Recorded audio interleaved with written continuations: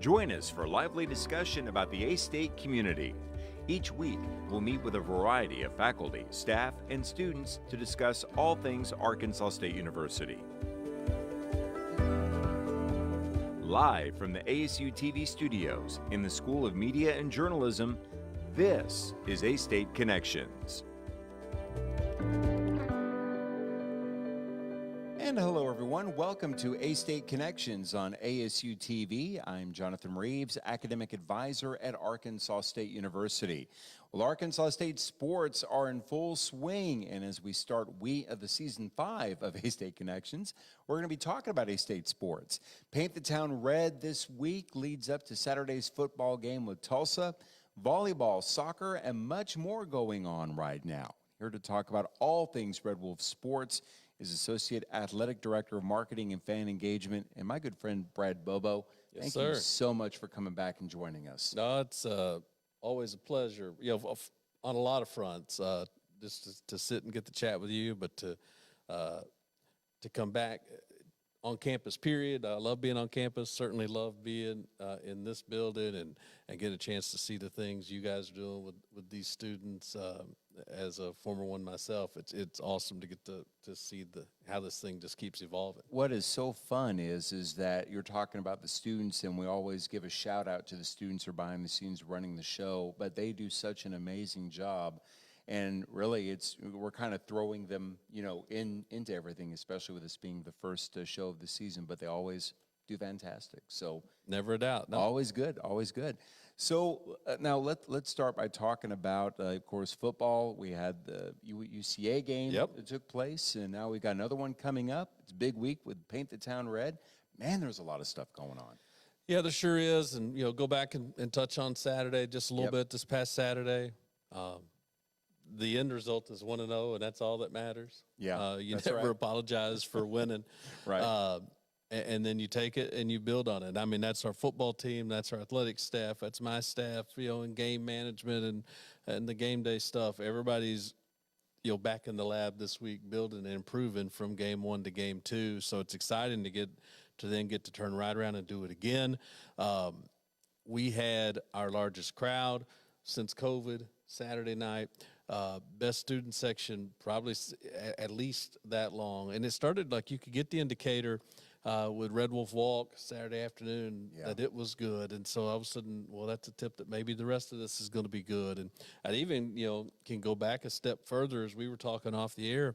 We had a phenomenal crowd at volleyball last Friday night when they beat Ole Miss, including a really, really big student turnout, which to me was maybe the earliest indicator that, hey, maybe, they're doing this right now. That's an indicator that they're coming tomorrow too. And they sure did, and truly impacted the game. And that's really what, it's when we hammer the point home about coming to these games and creating an environment, creating a home field advantage, they're not just talking points. And the magic of playing at home is not that you get to wear a different jersey or helmet. It's you get to play in front of your people, and when the chips are down and when the game's on the line, they can provide you an edge to help win a game. And that happened Saturday night. And when you're there close to the floor and you're kind of assisting with the game and doing some other things by way of maybe some of the behind-the-scenes aspects of it, you can really feel how the audience involvement really can turn the game around. And you can feel that excitement. And I know that's that extra fuel a lot of times that those players need to be able to get out there and score those extra points. Well, and it works both ways, right? Like your home crowd can, and what you hope happens is that they positively impact things.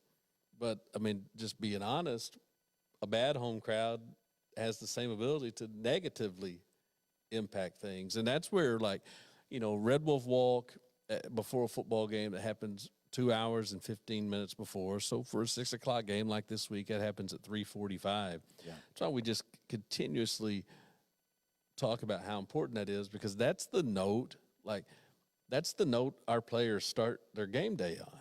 Getting off that bus and walking through Tailgate City into the stadium.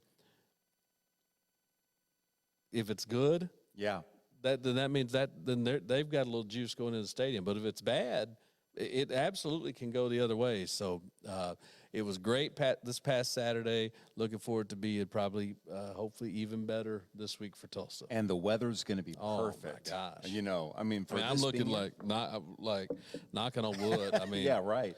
The forecast is. I mean, it's literally what you would draw up if you could do it about any way you'd want to do it. Exactly. And so, of course, on a game day on Saturday, people love to tailgate. Yep. And all that. So let's talk about tailgating opportunities and kind of those things that are going on at Tailgate City and just on game day. Yeah, so I mean, we can kind of there's multiple layers and levels to that, and quite honestly, I'm glad you asked because truth be told, there's probably I think even in kind of year 3 of this current setup, there's still a lot of misinformation out there. Right. We do work with a company called Revel XP that manages sort of the tailgate plots and tents and stuff in literal Tailgate City. And they can do anything from just rent you literally a plot of ground to rent you a tent as big as you want to go with your tables, your chairs, your ice, your coolers, and you could even get your satellite TV in it. So it literally, everything from just a plot to a turnkey operation. Yeah. Is available. And right there in Tailgate City is the only place where you have to pay to tailgate. Anywhere else on this campus, quite honestly, that you can find a spot to tailgate where you're not impeding or messing with the flow of traffic, knock yourself out. Have at it. Yeah. Have a good time. And what I love seeing about that is that, yes, you've got a lot of people there at Tailgate City, but it really also sets the atmosphere when you're kind of driving in and you're going in by the baseball stadium and you're seeing A-State stuff everywhere. And boy, that's just game day. It just gets you really excited and fired up for a game. It does. And then, of course, there's being on campus, you want to talk about students and what they've got going on in the Pines. And I would like to actually, hopefully we can spend just a minute talking about our students. Yes. Because I'm going to be honest with you. I've of the opinion and have been of the opinion that they get a bad rap. We have a lot of our fan base who aren't students who spend a lot of time worrying about the students, to be honest with you. And I thought this Saturday night they turned out in big numbers in the student section. That patio at the Pines, as we call that, the deck in the student section was full and it was hopping. Our esports team was there playing NCAA college football, and the DJ's there, and so there's a lot of stuff happening. But they came and they were engaged, they were into it, and so they get kicked around a little bit. So when they do what's asked of them, I want to be sure that we kind of build them up, and they were great on Saturday, even with an opportunity when they could have gone home, had an extra day. So for that number to stick around and help us get a win was awesome. Like I said, they did the same thing Friday night at volleyball, and it even has me more excited about kind of the level they'll take it to this week for Tulsa. That's right. So, and it's going to be a big game because we have Paint the Town Red going on. And then bring your red to the stadium there on Saturday, right? Yep, wear red. Of course, there's Paint the Town Red is something that's gone on with the chamber here for a long time. A lot of times, and more often than not, it goes into the first game of the year. And with the first game falling on Labor Day weekend, the A-State committee kind of bumped it back, and we had that opportunity to go back-to-back. So that's why this week is Paint the Town Red week. So there's stuff going on all over town. A block party downtown Friday night with live music and our band and Spirit and coaches and players.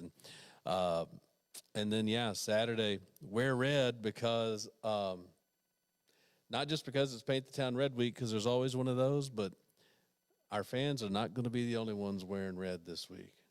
Yeah. So is the football team. For the first time in a long time, they're breaking out their brand new red jerseys Saturday night. People are excited about it. It was in the update to NCAA college football where you could play now as A-State in the red jersey, and you could see them kind of in person for the first time Saturday night. That's going to be great. That's going to be a fantastic time. So it's going to set up 6 o'clock is when that's going to be taking place. It's going to be a great time there at the Vault, for sure. Yeah, and like I said, I've heard Coach Jones talk this week, and he meant it. He said, honestly, he thought for the first time since he's been here, and he's in his 4th season, he said for the first time since he's been here, he thought, the crowd won us a game. Yeah. And so, by all accounts, this one should be equally entertaining. I think it's two fairly evenly matched teams, and so we need that winning edge to come wherever it can come from. And if it can come from our stands, then that's awesome. We'll take it as we try to start 2-0 for the first time since 2008. Fantastic. That'd be great. 2-0, going on the road for a couple of weeks, and then coming back for homecoming. That's right. Yeah, 2 road games and an off week before we get back here, as you said, for homecoming. So, yeah, hadn't had a lot of opportunities to start 2-0. We've got one here this week, and hopefully we'll all pitch in and kind of help us get there. So be loud, be proud, wear your red, and let's have some fun. Yeah, I mean, listen, good time. I believe, even bigger than just on this campus. I think, from like an economic development standpoint, I think the 6 biggest events that happen in this town are the 6 home football games, just by sheer numbers, right? There's nothing else that's going to draw like a football game. So hopefully it's something we can all take some pride in. And that's one of the things I'm glad you mentioned about downtown, because people can spend the day in downtown, they can eat in downtown, they can do what they want to do, and then grab a bus from downtown and head to the game. Yeah, the city, the JET system runs a bus from downtown. Like you can ride it for, it's like $1.25 or something like that. You could ride it. You could have bought a season pass for $10, where it will pick you up at the free lot downtown on Kate Street, drop you off at the gate of the stadium, and take you back. And by the way, you can also do the same thing on campus, where it picks up at sort of Aggie and Marionberry Parkway, with a big parking lot and across from the yard. They run that too. So you can hop on that shuttle on campus, and it takes you to the gate and brings you right back. They're also going to run a lot of shuttles from campus to the block party downtown Friday night. Constant shuttles running back and forth, taking students downtown if they want to go. That's the thing about, connecting the university and downtown and being able to continue that. And that's just going to be, that's going to add to the fun of being part of that. We're going to continue talking about that and so much more about A-State, because when we come back, I want to talk about soccer going on tonight. Today, so we've got that and some more stuff that's going on. So what we're going to do, Associate Athletic Director of Marketing and Fan Engagement, Brad Bobo, joins me here on A-State Connections. We're going to take a break. When we come back, we'll have more right after this.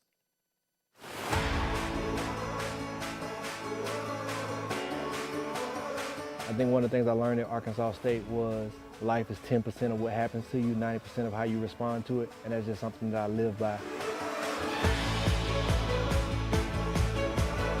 A-State is home, and they're going to treat you like you're a part of the family.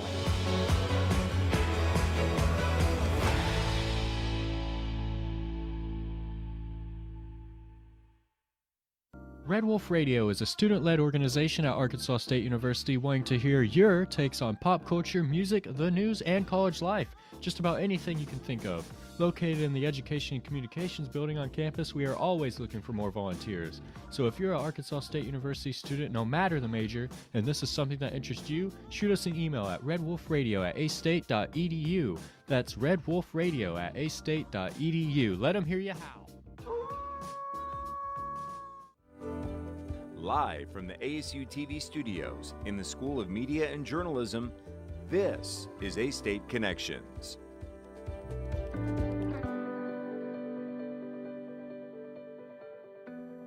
And hello, everyone. Welcome back to A-State Connections on ASU-TV. I'm Jonathan Reeves. Today, we're continuing our conversation with Associate Athletic Director of Marketing and Fan Engagement, Brad Bobo. And thanks again for joining me here on A-State Connections. Absolutely. I appreciate it. So we were talking before we hit the break about a lot of stuff that's going on with football and that. Before we go to the soccer match that's going on today, you want to talk about some of the other games that's going to be going on with football season? Well, like I said, we go, our football schedule is a little different in that we've got the first 2 at home, the last 2 at home. So you got a pretty big gap in the middle with just 2 home games. But particularly for this week, we mentioned, wear red. Football team's going to do the same. And then a promotional item that we had that was pretty popular last year, and I think it'll be as much or more so this year, is that Greenway Equipment is the game sponsor this week, and they've had a cap made. Oh, yeah. With a it's kind of it has a patch on the front that was specially made for them as the official ag equipment dealer of the Red Wolves. So it has their logo and ours, and the first 1,000 fans through the gate at 4 o'clock will get one of those caps. Sweet. That's fantastic. So 4 o'clock is when it starts, but you want to get there a lot earlier and just kind of celebrate throughout the day. Right, 3:45, be out there for Red Wolf Walk. Cool.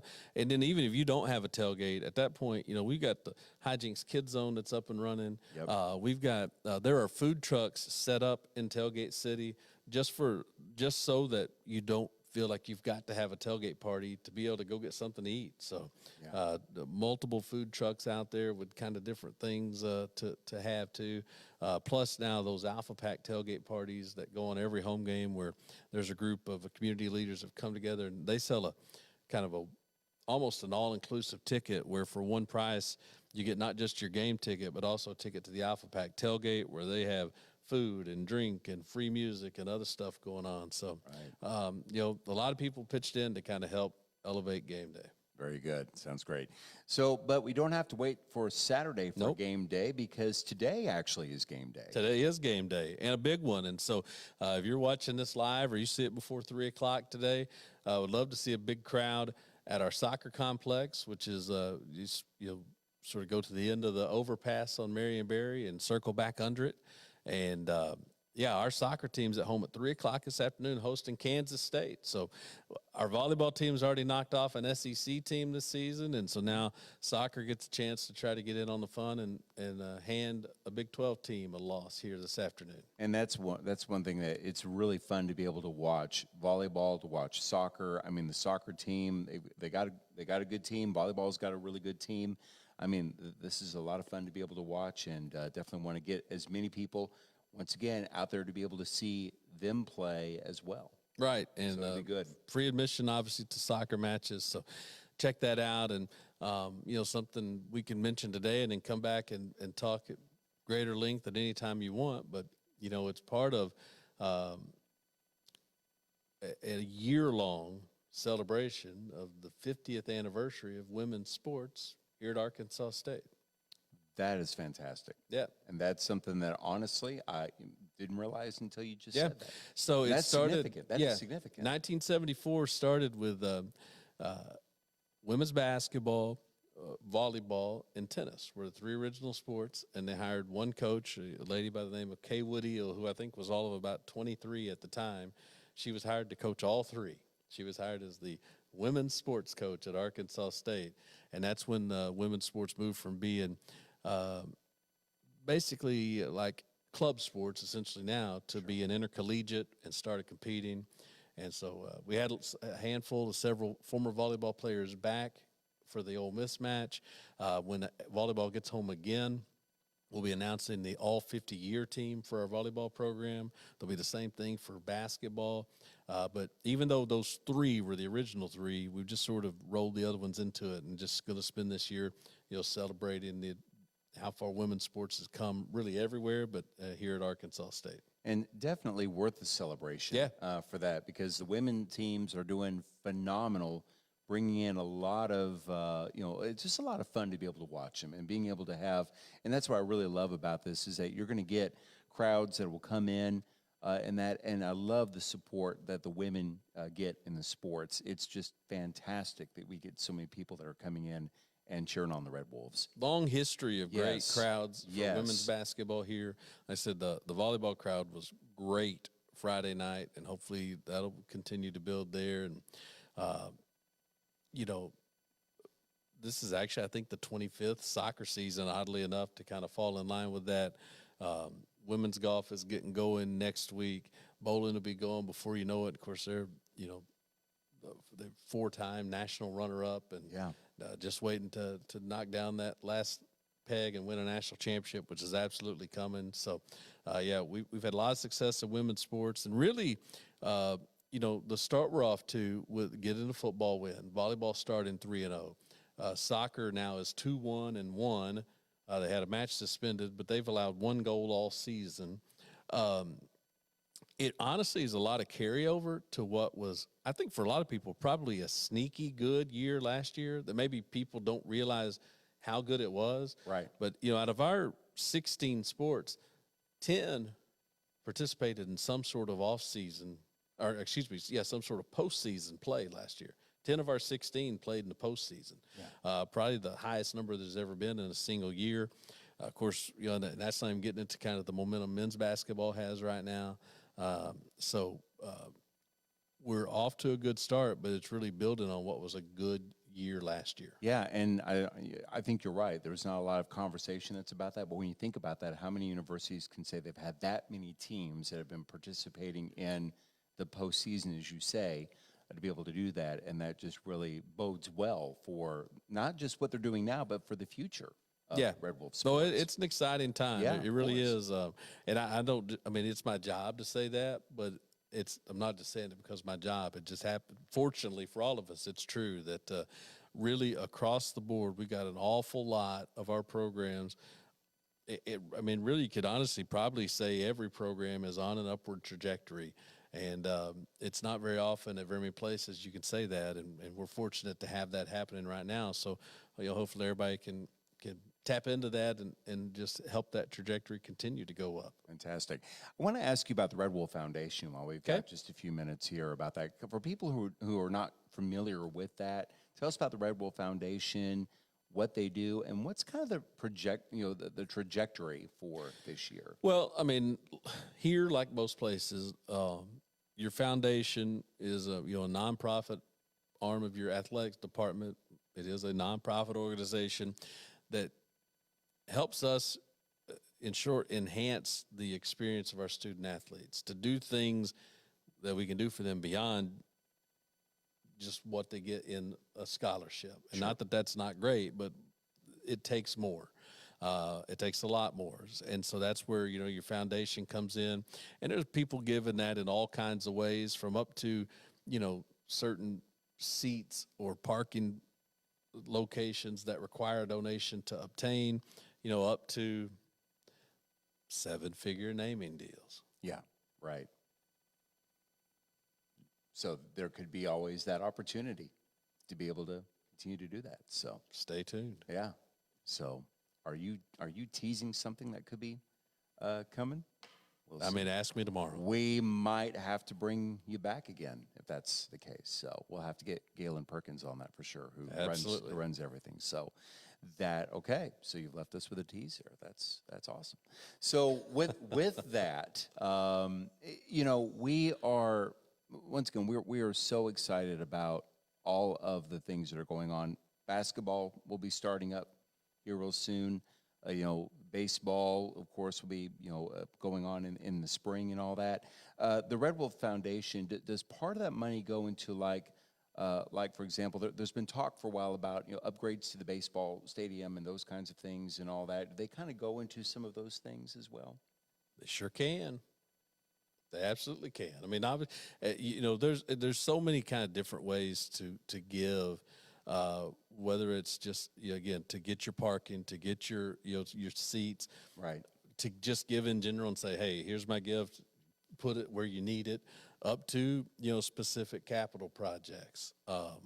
And so, you can, in some ways, you can have as much say in kind of where you'd like to steer your gift to the Red Wolves Foundation as you want to have. Very good. So as we wrap this up. You're talking about, you say something about baseball. Yeah, baseball, yeah. So, okay. We could maybe we could have another announcement on that here pretty soon, possibly, maybe. We'll see. Okay, sounds good. So before we let you run, I really appreciate you being here. Anything else you'd like to add about A-State athletics? No, like I said, it really, it is a fun time. A lot of stuff is going well. And a lot of times, like I said, I don't know that we stop and step back far enough to realize how many things are going well. So, jump in. Listen, if you're a bandwagon jumper, that's okay. Now it's time to jump because the bandwagon's going well. So we won't ask any questions. Just come on. I think we're in a great position, even starting as soon as Saturday night. We talked about this past week being our best crowd since COVID. Yes. I don't think that'll be true after Saturday night. I think this crowd will surpass. I do think that. When you just all the elements are there, getting a win, a regional opponent, good matchup, Chamber of Commerce weather, all the things are in play that it could be a special one Saturday night. So find a way to get there. So with that going on there on Saturday, and then with other things that could be taking place Between now and then. it's exciting. And I guess what we could say is stay tuned. Absolutely. Stay tuned. Stay tuned and be locked and loaded and ready to go. My friend, thank you so much for joining us as always. Really appreciate you. Always fun. I appreciate the chance to come and visit with you, but certainly get to visit about what we got going on. All right, tell your family I said hi, please. Very good. That'll do it for this edition of A-State Connections. I want to thank my guest, Brad Bobo, for being here today and joining me. I also want to thank Instructor of Creative Media Production, Galen Perkins, and his amazing students in the Video Production 1 class who are behind the scenes running the show today. Also, thanks to Broadcast Engineer Timmy Arquette and Graduate Assistant Sujita Karki for their help as well for the show. And that'll do it for this edition of A-State Connections. So long, everyone, and we'll see you next time.